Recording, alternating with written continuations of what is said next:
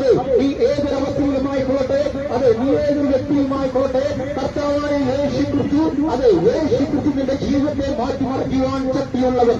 അതെ, ബൈബിൾ പറയുന്നു, ആദ്യ വചനമുണ്ടായിരുന്നു, വചനം ദൈവത്തോടു കൂടെയായിരുന്നു, വചനം ദൈവമായിരുന്നു, അവൻ ആദ്യം ദൈവത്തോടു കൂടെയായിരുന്നു, അവൻ മുഖാന്തരം സകലവും ഉളവായി, അവനെ കൂടാതെ ഒന്നും ഉളവായിട്ടില്ല, അവനിൽ ജീവനുണ്ടായി പറയുന്നു.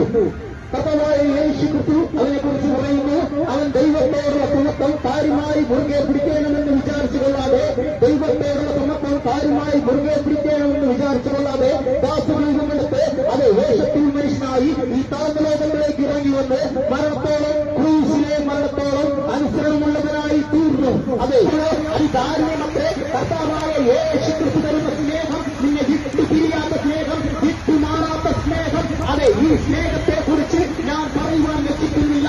ഈ സ്നേഹത്തെ കുറിച്ച് വിധിച്ചറിയപ്പെട്ടെ ഈ ശക്തന്റെ ശക്തി കേന്ദ്രമായ ശക്തൻ സ്റ്റാൻഡിൽ നിന്നുകൊണ്ട് സർവശക്തിയുള്ള ദൈവത്തിന്റെ ശക്തിയേറിയ വചനം പ്രസംഗിക്കുന്നത്. അതെ, ഈ സുവിശേഷം അത് നിത്യ സ്നേഹം, സർവശക്തിയുള്ള ദൈവത്തിന്റെ സ്നേഹം. അതെ, നിന്റെ ഹൃദയത്തെ തൊടുവാൻ ശക്തിയുള്ള സ്നേഹം. അതെ, പച്ച പൈമര കുരിശിൽ വെളിപ്പെട്ട സ്നേഹം. അതെ, അവനെ കുറിച്ച് പറയുന്നു.